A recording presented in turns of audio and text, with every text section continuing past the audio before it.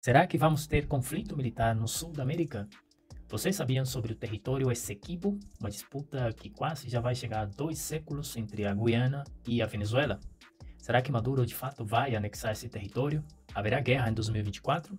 Fica aqui nesse vídeo que eu vou te contar a história do Essequibo venezuelano, tá? Por que eu disse Essequibo venezuelano? Eu respondo já imediatamente a primeira pergunta. Esse território corresponde à Venezuela?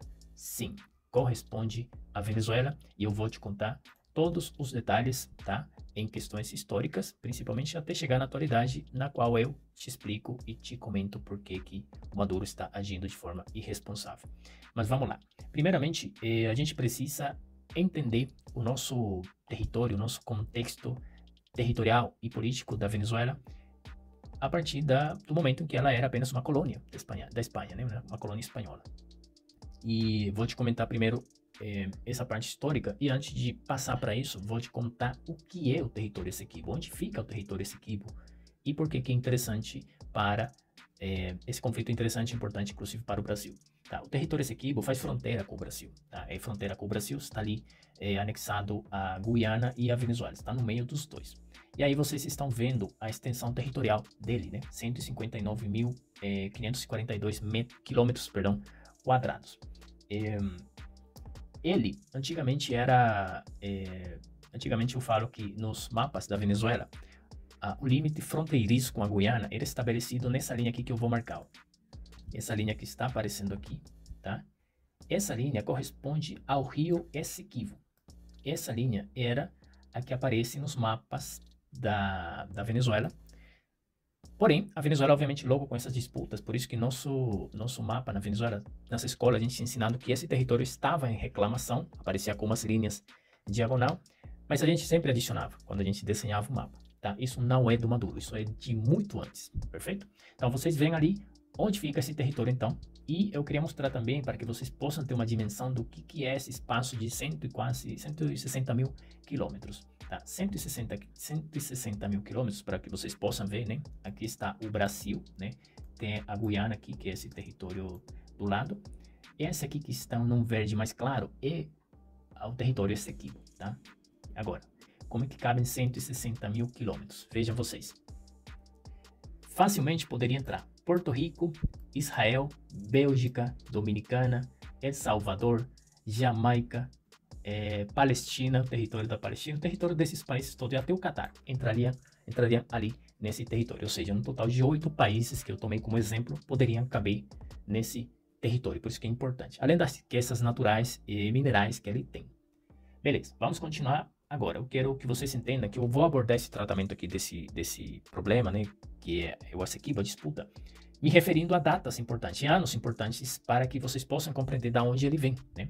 Inicialmente, para que vocês tenham uma ideia, esse conflito de território, ou se entende o território Essequibo como venezuelano, a partir da declaração de 1777, quando a Venezuela, foi assumida como uma capitania geral da Espanha, ou seja, uma colônia da Espanha. E esse território da época compreendia todo esse pedaço ali, que se chama hoje Essequibo. Em seguida, nós temos a Constituição de 1811, onde também reconhece, no momento que a Venezuela se independiza da Espanha, reconhece que a Venezuela passa a ser chamada Venezuela e que o seu território era o que era compreendido como a capitania geral da Venezuela. Em 1814, entramos aqui na presença de outros fatores, né? A Grã-Bretanha, no caso, a Grã-Bretanha adquire a Guiana, com um acordo que chegou com a Holanda, ou seja, a Guiana não tinha participação ali. Foi a Holanda que chegou a um acordo com a Grã-Bretanha e entregou esse território para eles, né? E, obviamente, você sabe que a Espanha também tinha a colônia espanhola, a portuguesa, a holandesa, e a própria Grã-Bretanha tinha participação no território sul-americano. Então, cada uma queria, na verdade, o seu pedaço. Beleza. Então, vocês têm agora em 1821 um fato muito importante, que é a criação da a República da Grã Colômbia. Talvez vocês já viram por ali. Esse mapa que eu estou vendo aqui, esse aqui era da Capitania Geral da Venezuela, né, inicialmente. Olha aqui o rabinho que a gente está falando. Esse aqui era o território do Essequibo com a capitania.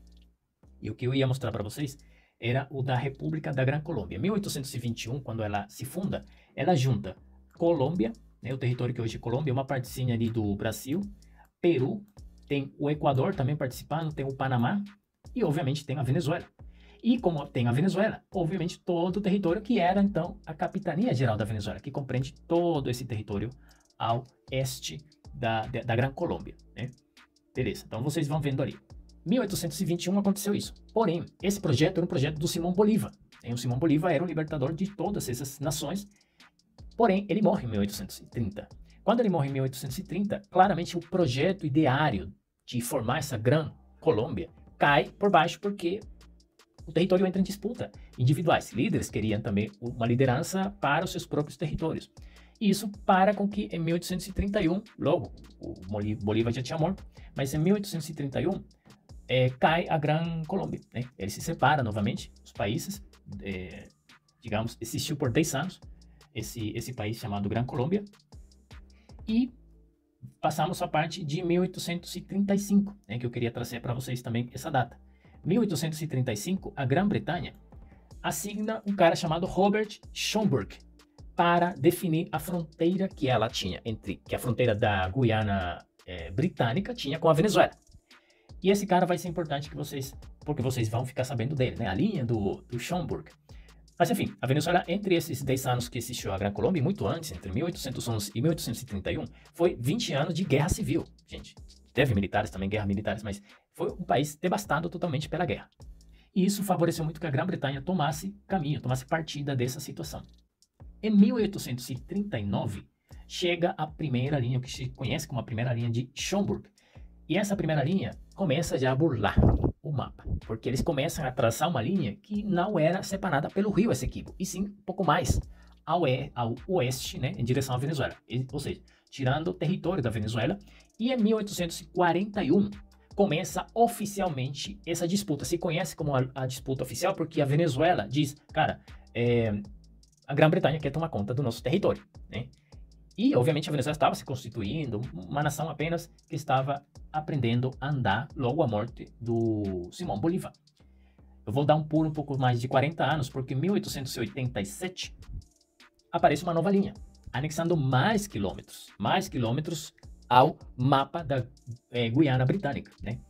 Obviamente, um território da Grã-Bretanha, só que estava no sul da América, né? Lembra também das Ilhas Malvinas? Alguma coisa assim tem a ver a Grã-Bretanha aqui. Beleza. Em 1895, uns anos depois, os Estados Unidos, obviamente, também querendo participação de tudo isso, querendo, digamos, manter uma posição diante os poderios coloniais da Europa, propõe que a Venezuela e a Grã-Bretanha participem de um tratado ou um acordo que pudesse chegar a uma solução desse conflito. Só que os Estados Unidos entra, além de ter esse interesse, ele representa a Venezuela diante dessa situação. Por quê? Em paralelo, tinha aquilo que chama a doutrina de Monroe. Talvez você lembre, quando vocês estudam a história, a doutrina de Monroe, América para os americanos. Então, os Estados Unidos, para eles, convinha que a Venezuela resolvesse isso para poder tirar potências da época do território, do continente americano, tá? Beleza. Em 1899, temos o laudo arbitral de Paris, que é da onde surge a grande injustiça que a Venezuela até o dia de hoje defende. Todo mundo defende. Todos os venezuelanos estamos de acordo nisso aqui. O que era o laudo arbitral de Paris? A gente já vai chegar lá. Primeiro, vou explicar o que eram as linhas de Schomburgk. As linhas de Schomburgk era basicamente isso aqui. Vocês estão vendo Guiana, né? Esse território aqui, que é a parte branca, né? Esse aqui é a parte de Guiana, beleza? E aqui vocês têm a Venezuela. O meio era o território, que era Essequibo, que estava na disputa. A linha de Schomburgk era que cada ano os caras faziam isso aqui, ó. Não, o território agora é esse, né? Depois, não, agora não é esse, agora é outro. Sempre indo mais em direção à Venezuela, né? Arrancando pedaços do território da Venezuela. E isso, obviamente, a Venezuela, um país empobrecido pela guerra, endividado, claro, cada vez mais pelas corrupções. Aí a gente teria que entrar em detalhes sobre a história especificamente da Venezuela, porque entre 1840 até 1890, a Venezuela se endividou assim, entenda quando eu digo se endividou. E isso passaria fatura tempo depois, que a Venezuela deixasse alguns assuntos que não eram prioritários para ela. Beleza? Além, você tem um mapa. Você não precisa andar na rua com o mapa para dizer, esse é o mapa do meu país. Tá bom? E aí eu chegar ao Tratado Arbitral de Washington, né, que era a doutrina de Monroe. E logo temos esse acordo de laudo arbitral de Paris. Esse laudo arbitral teve como composição 5 juízes. Desses 5 juízes, 2 eram dos Estados Unidos, digamos, entre parênteses, entre aspas, representantes da Venezuela, né? Como se não pudesse ter, no momento, juízes venezuelanos para poder fazer isso aí. Ali, obviamente, a gente tem controvérsias, né? A Venezuela permitiu que os Estados Unidos representassem, beleza, mas aconteceu. É o contexto histórico, é o contexto do momento. Tinha 2 juízes da Grã-Bretanha e tinha um juiz russo, imagino eu, que esse era o neutro na situação. Tem controvérsia com esses juízes, muitos deles depois, anos depois, isso aqui foi em 1897, ou 99, acho. 1899, perdão. E anos depois, esses juízes, alguns receberam prêmios importantes, muitos prêmios. E isso, muita gente revela que vem daí. Beleza, a gente passa para 1949. A gente vem de 2 guerras mundiais, né? Já é criada a ONU, né? Então você já entende outro período difícil, quando a Venezuela não ia estar pendente ou, na verdade, não aproveitou esse território nessa disputa mundial que estava tendo, que eram as 2 guerras. Beleza, aparece o memorando do advogado estadunidense Severo Malek Prevost. Esse advogado, aparece uma documentação onde ele revela que, de fato, o laudo arbitral de Paris tinha vícios, era nulo diante a Venezuela, tinha cometido uma injustiça sobre a Venezuela, e a partir dessa documentação, a política exterior da Venezuela se ativa novamente, começa a atuar, só que a Venezuela também estava no meio de uma ditadura, a ditadura do Juan Vicente Gómez, e era outra dinâmica na Venezuela. Porém, em 1949, a Venezuela já tinha uns passos dados em direção à democracia, passos curtos, na verdade, porque logo entraria numa outra ditadura. Mas aí a gente vai dando e chega em 1962. Em 1962, a Venezuela dá o passo e vai até a ONU. Leva o caso até a ONU e se opõe abertamente ao caso, levando também o informe do cara, do advogado esse aqui, e leva o caso para a ONU se opondo ao laudo arbitral de Paris, né? Por isso se chama laudo arbitral de Paris, que é uma corte, né, de Paris que se posicionou em função de entregar o território para a Guiana, a Grã-Bretanha no caso, e não deu o território à Venezuela, tá bom? A gente chega a 1966, essa diplomacia venezuelana começa a fazer um trabalho e chega ao Acordo de Genebra, ou Ginebra, né, como se chama em espanhol. Esse acordo, o que foi, na verdade, foi, cara, vamos deixar tudo parado, vamos parar tudo que a gente tem feito até agora e vamos nos comprometer, vamos chegar a um acordo que a gente vai resolver isso pelas vias pacíficas. Até agora não tinha tido um conflito militar. Mas, enfim, isso é chamado internacionalmente, os analistas chamam de um acordo para chegar a um acordo, né? Na verdade, não deu coisas concretas, mas foi um passo dado nessa direção. E aparece esse cara aqui, 1981, Fidel Castro. E aí você, cara, Carlos, para com isso. O que tem a ver Fidel Castro com essa situação? Vamos lá, pessoal. Estava acontecendo a guerra da Angola. Se vocês procurarem na internet, vai encontrar que na Angola estava tendo um conflito, tá? E esse cara aqui, Fidel Castro, fala que em 1981 que a Venezuela está sendo expansionista. Obviamente, porque a Venezuela vinha do apoio dos Estados Unidos e Cuba precisava, obviamente, enaltecer toda vez o imperialismo e toda aquela história. Mas ele começa a atuar em função de chamar a Venezuela expansionista. Obviamente, quando você é acusado de expansionista, você também é imperialista. E ele reitera ou diz que o apoio de Cuba é irrestrito à Guiana. Vocês vão entender um pouquinho mais pra frente porque que eu falo disso aqui. Beleza, a gente chega a 1900, na verdade a gente estava em 1981, né, com Fidel Castro. Em 1982, a Venezuela leva o caso novamente à ONU, né? Só que esse caso na ONU, ele começa a ser discutido e tal. O Congresso venezuelano também se pronunciou, porque houve um acordo, que eu não trouxe aqui, mas esse acordo se chama Puerto de Espanha, acho que é o nome. Puerto de Espanha, inclusive o presidente venezuelano que estava envolvido nisso foi acusado, ou acusava um acordo com uma traição à pátria. Mas a Venezuela começa a ativar, continua na ONU, desempenhando esse papel diplomático. E em 1987 é, digamos, assinado um acordo de bons ofícios, que é um acordo em que a ONU diz, beleza, a gente não tem até agora uma estrutura, não temos uma direção aqui na ONU para resolver esse tipo de disputa, mas um acordo de bons ofícios, vamos criar um acordo de bons ofícios para que vocês possam mesmo chegar a um acordo que justifique, que deixe ambas partes felizes. Só que não aconteceu nada. Em 2004, pessoal, 2004, o Chávez visita Guiana. O Chávez, cara aqui, ó, bonitão. Chávez visita a Guiana e ele comenta aquela burrice. 2004. O governo venezuelano não vai se opor a nenhum projeto que nesta região seja feito e que beneficie aos habitantes. Imagina um chefe de Estado vai num território que está em disputa e diz, não, a gente não vai se opor. Como chefe de Estado, ele está com uma camisa, ele está vestido de representante de um país. Obviamente, isso gerou na Venezuela, obviamente, como que se diz, um rechaço sobre isso. Houve advogados que se pronunciaram, documentos foram escritos de que ele não tinha, como dizer, ele não tinha, ninguém tinha dado a ele, o Supremo não tinha dado a ele a responsabilidade de tirar a Venezuela desse conflito. Enfim, aqui que vem o papel do Fidel Castro. Por quê? Fidel Castro, se diz, muitos analistas defendem essa teoria, de que teria acontecido uma reunião em Cuba, onde o Fidel teria pedido ao Chávez que não continuasse a disputa com a Guiana, pelo Essequibo, pelo território chamado Essequibo.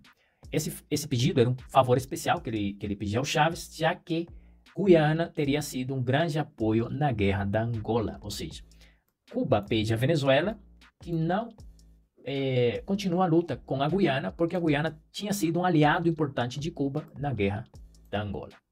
Beleza? Então, a Venezuela cometeu esse erro através do Chávez. O Chávez caiu, embelezado pela imagem do Fidel Castro, e cedeu. E entregou a Guiana a opção de, os caras não vão se opor se a gente continuar fazendo coisas aqui. E eles continuaram em frente. Isso foi em 2004. Tá? Eu vou pular para 2015, porque é quando a ExxonMobil, a grande exploradora de petróleo, encontra petróleo no território. Até agora tinha suspeita de que havia petróleo, mas em 2015 os caras acham o petróleo. E as reservas se dizem que são bilhões de barris de petróleo que estão ali. Beleza. E em 2015 começa novamente essa disputa. Só que a Venezuela estava numa crise, subindo, e obviamente a Venezuela não dá atenção a todo esse problema. Quando tenta se posicionar, é tarde demais, não para deter a luta pelo Essequibo, não, senão para o ExxonMobil já estava adiantado com essa questão do petróleo, e obviamente Guiana estava se beneficiando, ia se beneficiar desse petróleo, só que precisava a legalidade para poder explorá-lo, tirar esse petróleo. Aí a Guiana se ativa, começa esse movimento aí na Corte Internacional, a ONU, na verdade, para que seja resolvida alguma situação em relação ao Essequibo. A ONU diz, beleza, a gente não chegou nada através daqueles acordos de bons ofícios. Tá bom, se daqui a um ano vocês não resolverem, isso foi em 2016, tá? 2016. Ou seja, dá um prazo que até 2017, a Venezuela e a Guiana têm que chegar a um acordo. Senão, o problema, a disputa, ia ser devolvido à Corte Internacional de Justiça. Na verdade, ia ser enviado para a Corte Internacional de Justiça e ela ia discutir o assunto para ver se tinha ou não tinha papel que fazer ali. Beleza. A Venezuela se opôs a isso. A Venezuela falou, não, a gente volta ao Acordo de Genebra, que era aquele de 1962, que era nós mesmos nos comprometemos a pacificamente, em Guiana e Venezuela, resolver o assunto. Beleza, mas a Corte Internacional de Justiça, em 2018, pega o caso, né, e fala, a gente vai conversar, a gente vai discutir sobre esse assunto e vamos chegar em algum momento a algum veredito. E em 2020, no meio da pandemia, a Corte Internacional declara que tem jurisprudência para trabalhar sobre o assunto dessa disputa territorial. E aí, obviamente, a Venezuela volta a se opor, né? A Venezuela volta a dizer, não, isso que está acontecendo é uma injustiça. E essa corte dá um prazo para a Venezuela, acho que foi em 2020, 2020 entrega um prazo para que a Venezuela tenha um ano, acho que 2021, para que a Venezuela leve também a sua exposição de motivos. Logo, tem outro encontro na Corte Internacional de Justiça, onde a Guiana continua levando documentação para justificar a sua propriedade sobre o território. E, obviamente, eu não falei de algo importante. Por que a Guiana, em que momento que passou de ser a Guiana e não a Grã-Bretanha? Em 1966, uns meses antes do Acordo de Genebra, a Grã-Bretanha entrega a independência, dá a independência ou deixa independente a Guiana, ou seja, a Grã-Bretanha sai dessa disputa, agora a Venezuela tinha um novo ator, que era a Guiana, tinha que brigar agora com a Guiana e convencer a Guiana do Acordo de Genebra, os quais eles assinaram. Só que mantinha o status quo, né? O qual se reforçou em 2004, quando Chávez disse, não, a gente não vai se opor. Beleza. Então, em 2023, a Corte Internacional de Justiça, na verdade, em abril desse ano, 2023, parava outro prazo. Outro prazo deixava de rolar, que era a Venezuela não tinha mais chance para contrapor os argumentos que a Guiana. Porque a Venezuela, diante de tudo isso, gente, desde 2016, a Venezuela optou por não entrar nessas reuniões, sabe? Quando a Guiana ia na Corte Internacional de Justiça, foi a ONU, a Venezuela não ia, não participava, os caras não enviavam, os caras só faziam comunicados falando que o imperialismo estava de trás disso. Só que a Corte Internacional de Justiça falava, cara, vem aqui, vamos conversar. Eles não iam lá, e aí está o resultado. 2023, as operações de ExxonMobil estão ali, quase que tirando todo esse petróleo, todo o petróleo não, mas na verdade explorando tudo que pode, né, vão tentar avançar no mais que puderem, enquanto a Corte Internacional de Justiça der alguma resposta oficial final, que hoje, 30 de novembro, enquanto eu estou gravando, ainda não saiu o comunicado que eles queriam dar à Corte Internacional de Justiça sobre o referendo venezuelano, que vai acontecer em 3 de dezembro de 2023, ou seja, eu estou gravando em 30 de novembro. E o referendo eleitoral na Venezuela, para saber, pedindo à população venezuelana que vote se quer o território, vai ser no dia 3 de dezembro. Sobre esse dia é que a Corte Internacional de Justiça, hoje, 30 de novembro, devia ter um comunicado sobre esse assunto. Essa é a atualidade, tá? Tem denúncias na Venezuela de que todo mundo está sendo obrigado a votar, tá? E muitas pessoas sendo ameaçadas a votarem, porque senão elas poderiam perder o emprego, ou inclusive já tem denúncias nas redes sociais de mães denunciando que os filhos nas escolas também estão sendo involucrados nessa situação, qual deixa muito preocupante quais são as verdadeiras intenções do Maduro nesse território. Então, eu te respondi as perguntas. Quais são? O território venezuelano, ele é, tá? Ele é. E eu penso aqui, as pessoas que são de direita, centro-direita aqui no Brasil, cuidado como vocês expõem o assunto. O território é venezuelano. Está provado com documentos que ele é venezuelano. Agora, que o Maduro queira uma guerra já é outro assunto, não é algo que nós apoiamos. Nós, venezuelanos, sabemos que esse território é nosso, só que por uma má gestão deles em política exterior, tanto do Chávez quanto dos governos anteriores, e agora do Maduro, nós estamos indo nessa direção. E o pior é que o país está indo também nessa direção, porque ele está chamando uma votação, apelando a um sentimento nacionalista, e muita gente, inclusive da oposição, está indo também chamando as suas forças políticas para que votem no dia 3 de dezembro. Uma situação bastante preocupante. Além, tem algo muito importante, que é a questão da cultura do povo, que é a autodeterminação também, que eles defendem muito, a esquerda latino-americana. Como você pretende anexar um povo se você não teve proximidade cultural com ele? Nunca. Vamos comentar alguns pontos específicos aqui nesse parênteses. A língua que se fala em Guiana é a língua inglesa, não é o espanhol, que é o idioma oficial da Venezuela. Outra coisa, a identificação que nós chamamos na Venezuela como cédula não é emitida em Guiana, ou seja, as pessoas lá nesse território Essequibo, né, chamamos na verdade Essequibo, não se identifica, não foi feito um procedimento, um trâmite, uma jornada de cedulação, de documentação dessas pessoas para que tenha um carnê, um documento venezuelano. Não foi feito. Portanto, quem abrigou esses caras foi Guiana, né? O país Guiana, não o Essequibo, que é o território que está no meio. Outra questão, a proximidade cultural, por muitos anos não foi feita, só foi contemplada, não foi feita de fato. Isso é um desafio muito grande, não só para o Maduro, que está hoje propondo esse referendo, mas também para qualquer governo venezuelano que pretenda de fato estabelecer esse território como parte do mapa venezuelano. Isso não é do Maduro para cá, foi sempre sim um desafio de que como vocês podem anexar, como a gente poderia anexar um território que está com pessoas que nunca foram tomadas em conta por a gente nas nossas políticas públicas, como educação, hospitais e assim por diante. Hoje o Maduro está mandando o exército a criar escolas lá, hoje sim, 2023. Dos últimos 24 anos que vocês estiveram no poder. Nada, só passando pano para a Guiana e obviamente por mandado de Cuba. A outra pergunta que a gente fez foi, Maduro vai à guerra? Cara, em 2024 tem eleição presidencial na Venezuela. Não tem data ainda, mas tem um acordo que eles assinaram em Barbados entre o chavismo e a oposição, que a gente já tem falado bastante aqui sobre isso, onde eles se comprometeram aí a eleição de 2024, né, no segundo trimestre do ano. E se houvesse um conflito militar, com a baixa popularidade que tem o Maduro, talvez a popularidade dele pode crescer. Ainda mais se ele expõe a oposição que não está de acordo com a toma do Essequibo. Se o Maduro conseguir isso, tomar o Essequibo e ao mesmo tempo mostrar para a oposição, para a Venezuela, mas aqueles líderes chamados de oposição, olha, eles são imperialistas, eles são entreguistas e tal, acusando a oposição do que eles mesmos eram. Beleza, se a guerra vir, conflito militar, primeiro, se a eleição vir, ele teria ganho popularidade, então poderia ser uma tentativa, se ele recuperar esse território, né, se isso significar economia para o país e a economia melhorar o ano que vem, talvez a popularidade dele cresça mais e possa ser uma eleição um pouco mais ajustada. Por outro lado, tem a inabilitação da Maria Corina Machado, que eles se comprometeram a não inabilitar atores políticos diante dessa eleição. Hoje também está se esperando, está se aguardando o que os caras vão fazer, se eles vão deixar a Maria Corina participar. Disso aqui eu não vou falar no vídeo, não vou me alongar nesse assunto. Tá? Agora, se de fato houver, na verdade, uma guerra, isso poderia gerar que na Venezuela não haja eleições. Não aconteçam eleições eleitorais e, obviamente, a extensão do período de governo do Maduro, porque o Congresso, que já é maioritariamente chavista, poderia chamar um estado de emergência, um estado de exceção, no qual não é possível já realizar eleições, tá bom? Então, são questionamentos, na verdade, legítimos todos, só aquele do Essequibo, que é venezuelano, ele de fato é venezuelano, tá? Ele é venezuelano, a gente só vai afirmar uma e outra vez a quantidade de momentos na história que a gente pode comprovar que essa documentação era legítima sobre o mapa da Venezuela. Agora, o que o Maduro está fazendo são interesses particulares que estão colocando em risco e poderiam colocar em risco a vida de venezuelanos. Inclusive, aqui do lado brasileiro, né?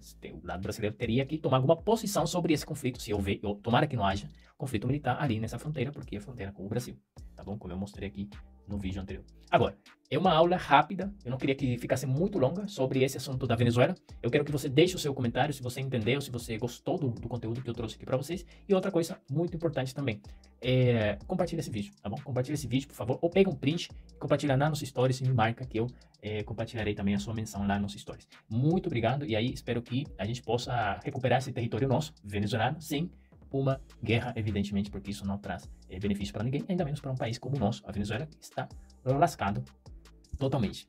Um detalhe que eu ia deixar para o final.